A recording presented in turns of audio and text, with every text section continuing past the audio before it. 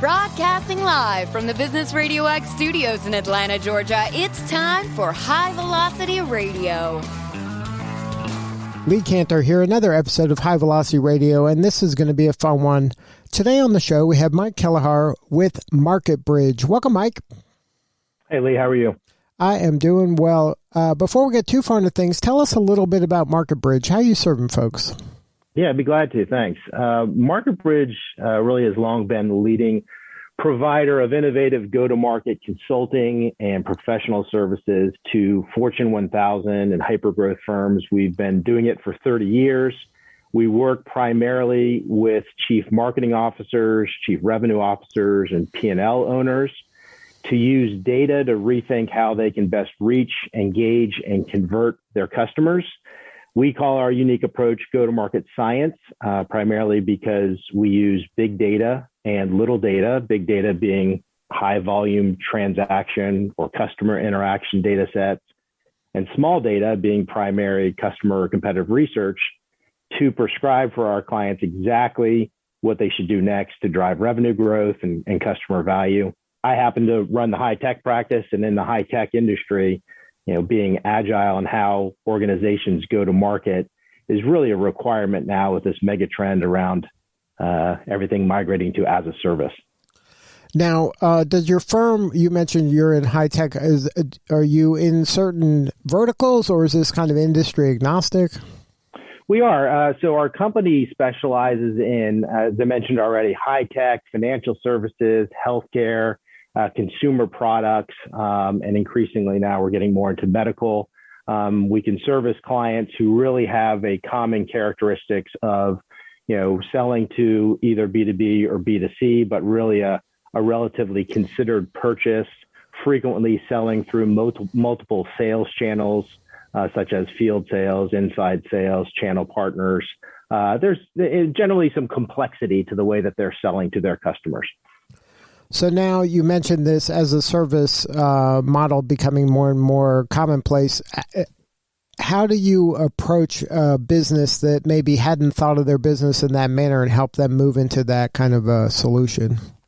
Yeah, in the tech space, there's probably three types of organizations. Those who have led the path on moving to as a service, they saw the writing on the wall. It started with software, but it's migrating now to hardware and frankly, in almost every area.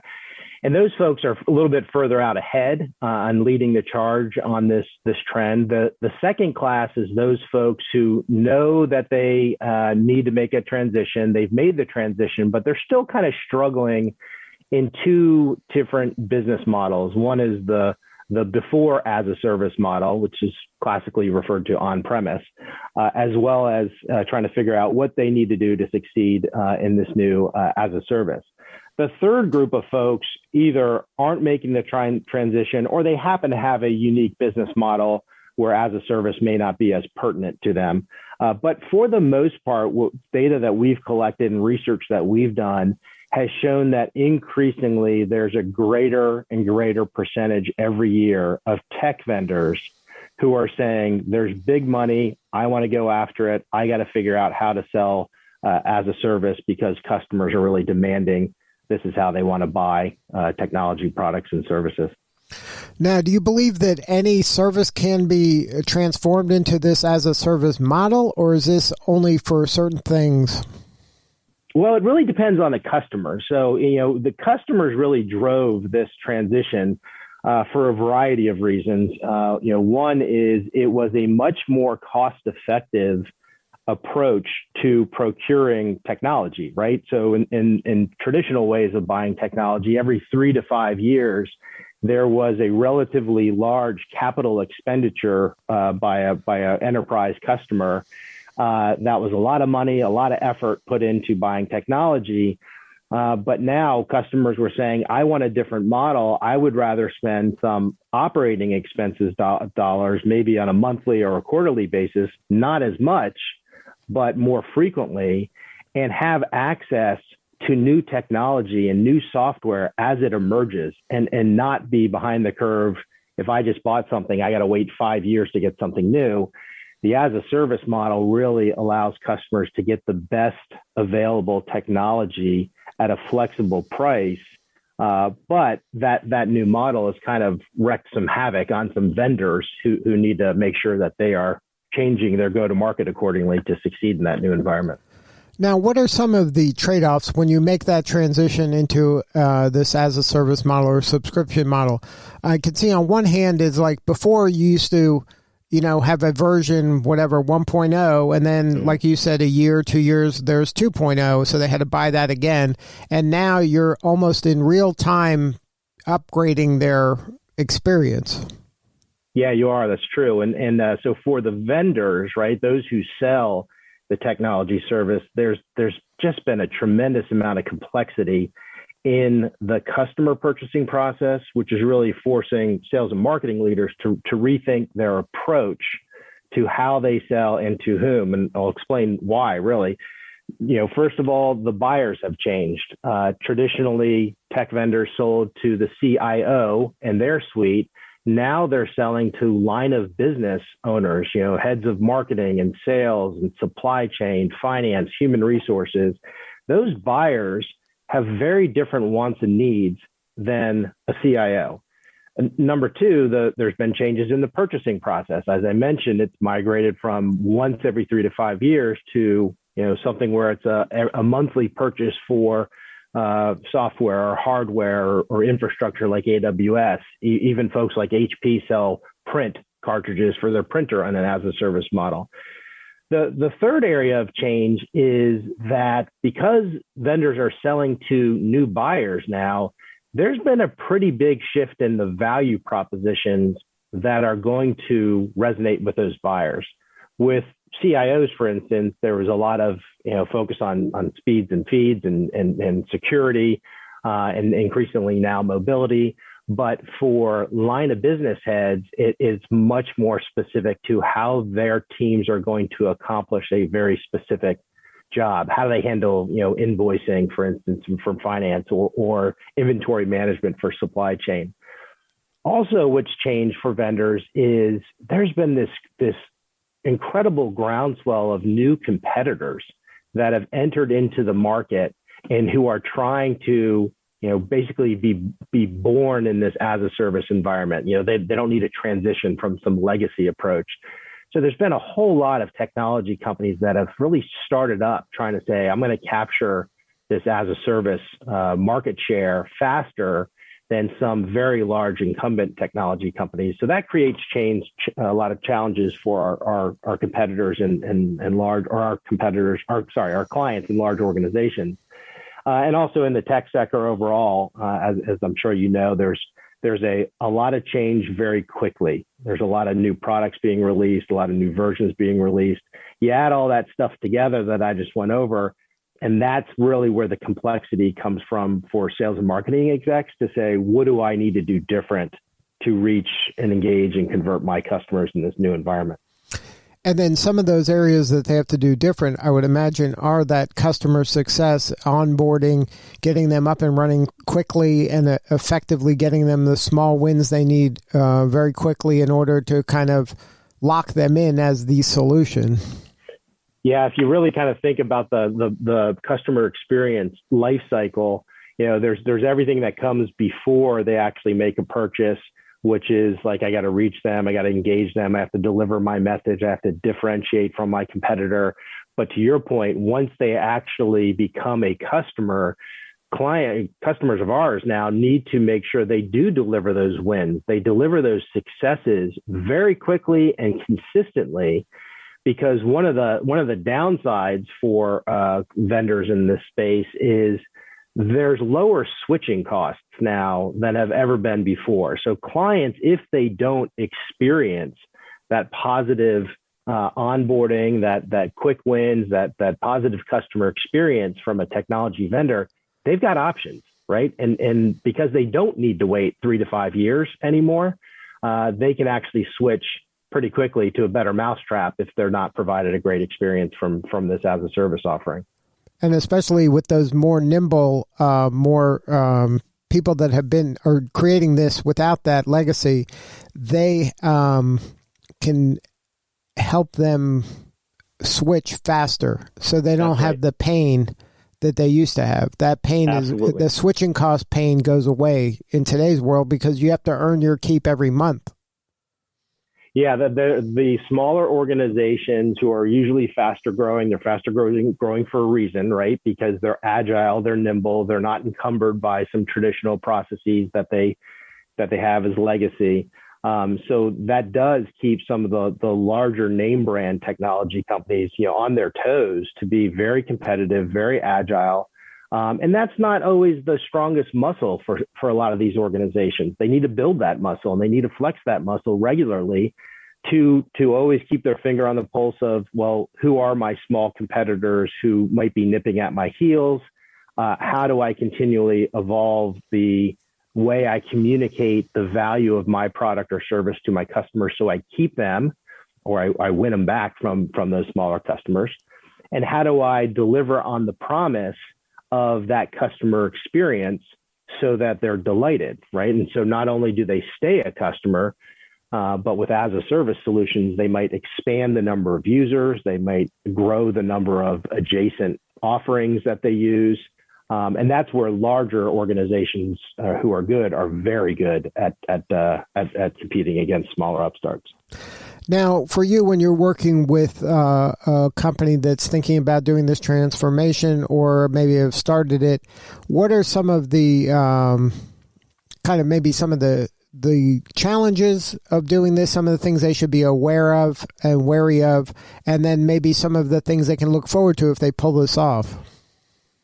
Yeah, so I think for sales and marketing execs and P&L owners, they really need to figure out 4 things in this new environment and how they differ from the traditional way of growing their business. The first is, what are you selling, right? And it's not as easy as saying, well, we used to sell a laptop to a school. Now we sell that device as a service, right? It's not that easy. It's like, what actually are you selling to what customers in this as a service environment? The second thing they need to figure out is who are they selling that to? As I mentioned, the stakeholders and decision makers have changed. And understanding those new decision makers and stakeholders, it's hard, right? But it's required because you can't deliver the old technology-centric messaging to a business decision maker who runs a line of business, because that's going to fall on deaf ears, right? You got to change your messaging. And that's really kind of leads into this third issue. It's how do you differentiate not only how you position your new as a service solution, but how do you reach those buyers? What are the sales channels you need to use? Field sales, inside sales, a wide array of channel partners, especially in the technology space. Who do you need? How many of them do you need? What type to cover the market that will deliver the revenue targets that you have? And then the fourth area really is you need to equip those sellers and empower them to deliver this new message to these new buyers with differentiated value props. You need to educate them, right? You can't just kind of say, oh, I'm going to put it on a piece of paper. This is our new message. This is our new product. Let's make it happen.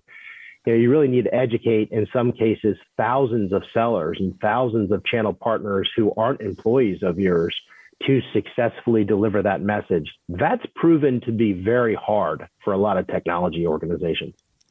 Well, building that kind of community is a challenge for a lot of folks, but it for a large enterprise, especially, that feeling of I can't control all of this is a mindset shift that I don't know all of them are comfortable with, and allowing that community to talk amongst themselves.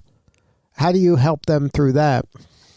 Yeah, so we kind of act in many ways as connective tissue between different departments inside of our large technology clients to help paint a picture as to, well, what is the customer thinking? So if we're working with marketing organizations or sales organizations or the folks who own the P&L that those two sales and marketing teams work for, we're really unifying, well, what is the vision they're trying to accomplish? How has their world changed what's the implication to the programs and the way they're going to market today, and what is a prescriptive way to change what they're doing to get a better result, right? So two of the things that we do to help in that regard is we bring a lot of research and analytics to the table to really let facts paint the picture as to something needs to be done differently, either because current profitability isn't where it needs to be, or customers are shifting to some of these more nimble competitors, or there's adjacent market space that our clients can grow into. So the first area is bring facts to the table. The second is be very prescriptive on the specific steps and tasks our sales and marketing and P&L clients need to do across cross-functional teams to be able to enact change in their business. We also help them measure that impact over time to make sure they're getting the positive feedback. But those two areas, in my mind, help take these different decision makers and stakeholders inside large organizations and start to get them on the same page and be very prescriptive as to, well, how should they come together to make change to be able to succeed more in this as a service environment. Now, is there a typical point of entry for your team to come in and make a difference, or is this something different for in each case? Yeah, well, in most cases, our executive sponsors are trying to do something different that they haven't done before. So that may be they're trying to enter new markets where they might be a new player or not the dominant player. They might be launching a new product to a new customer segment, and they need to ensure that they are best positioned versus the competition that's already in that space. Or they may need to, in their sales area, say, you know what, we might need to redesign the compensation plan for our field sales team to better align to selling an as-a-service version of our portfolio of products versus traditional. So the common theme really is we're trying to do something different that we haven't done before. And usually it has to, our entry point is either we're looking to enter a new market, we're looking to launch a new product, we're looking to revitalize the way we sell through our sales channels to be able to capitalize on this mega trend around as a service. Is there any advice or something actionable our listeners who are about to go through this transformation or thinking about it can do today or tomorrow or this week? Yeah, I think depending on who whether it's a P&L person, a marketing person, or salesperson, the kind of the 4 or 5 things I'm thinking about that might be good places to start is number one, if you're entering in a new market, be very prescriptive and very defined as to what's the growth pathway from where you are today to capturing new revenue in a new market. So there's a very defined process to say, okay, we want to be in an adjacent market. What's the size of the market? What's the white space? Where's the best fit for our business based on our skill sets and our existing lines of business? What are the weak spots in the competitors? And what's the prescribed path to be able to get to, let's say, $100 million, the fastest path? For sellers, right, it's really thinking about, well, does there need to be a refresh to the routes to market or the channels that are used to sell to those customers that you're looking to expand your market share in? And for marketers, it's really, in my mind, around understanding these new stakeholders, these new lines of business decision makers. What is their buyer journey? And what messaging is going to resonate best with those stakeholders versus traditional IT stakeholders? So I think those are 3 areas to kind of start with. If you're a P&L owner, what's your growth pathway and your fastest path to get the revenues? If you're a sales executive, what's the route to market and potential mix that needs to change to cover your customers that you're trying to sell to? And if you're a marketer, really understanding with these new stakeholders and decision makers, how do they consume information and evaluate competitors and make decisions, and what value props resonate best with them? Now, do you think that this anything as a service or everything as a service, is this something that is a fad, or you see this as like where on its life cycle do you see it? Well, it's not a fad, right? So it started probably about 15 years ago with the software as a service market, right? And really Salesforce.com really did a great job of expanding that market. And they really proved the value to enterprise organizations and companies like Salesforce, proved the value proposition of this is a more cost-effective way to purchase a superior product. And I'm not saying Salesforce is superior. I'm saying the fact that they can roll out versions and instances of the same software over time, and the customer enjoys the benefit of that. That's a better experience for the customer. So that software experience then migrated into hardware as a service, right? And really kind of, big iron infrastructure more than desktops. Companies like HPE and AWS, do this very well, where they'll sell the infrastructure as a service, and whatever you need, an enterprise client can tap into it, use it like a utility, stop paying for it when they're done with it. And then that started to migrate into really almost everything in the tech space. I referenced earlier, even HP sells ink and toner as a service now, right? You don't need to go into Staples or Office Depot to buy your cartridge if you don't want to. So really almost everything in the tech space, both for enterprise buyers and consumers, it has or is migrating to as a service, at least as an option. I'm not saying everything eventually is going to succeed, but I don't think there's any going backwards from a positive customer experience, a positive financial experience, and frankly, the availability of options, because it's such a competitive space. That's great for the buyer. So now, where would MarketBridge like to play in this? Like, at what point do you want to be having these conversations with folks? So I think if I come back to that something is changing inside our clients that we work for, right? If it's a P&L owner, a CMO, or a CRO, they're trying to do something different. So I come back to that, if they're trying to enter a new market, we help them define the growth pathways to get to the revenue objectives as fast as possible. We help CROs, chief revenue officers, define, well, what are the sales channels that they're going to need to put in place to be able to deliver on their revenue targets. We help marketers identify what's the best marketing channels they should utilize to reach their customers. Where should they be spending their money? We do a lot of marketing effectiveness analytics for organizations that spend hundreds of millions of dollars in marketing to be able to say, what is the best place to spend the next dollar? And then we help our clients measure that, right? And in this new environment, in some of our clients, there are millions of transactions that we're collecting information on every year with their partner network. And we're helping them analyze, are they getting the market share that they believe they should be getting, and supplying them with that data to innovate the way that they go to market, really back to that issue of go-to-market science. Now, is there an as-a-service offering from MarketBridge? There is, actually. We work with our clients in two formats. One is projects. Some clients have short-term engagement needs. They need to size a market opportunity and determine what's the best way to get in. In other cases, we do a lot of programs where we support our clients with, I mentioned earlier, marketing effectiveness analysis.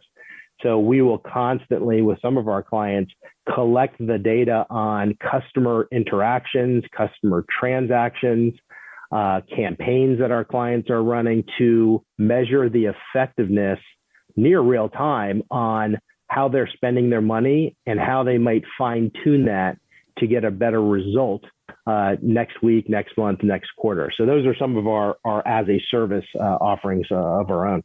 So if somebody wants to learn more, have a more substantive conversation with you or somebody on the team, what's the website? So the website is market-bridge.com.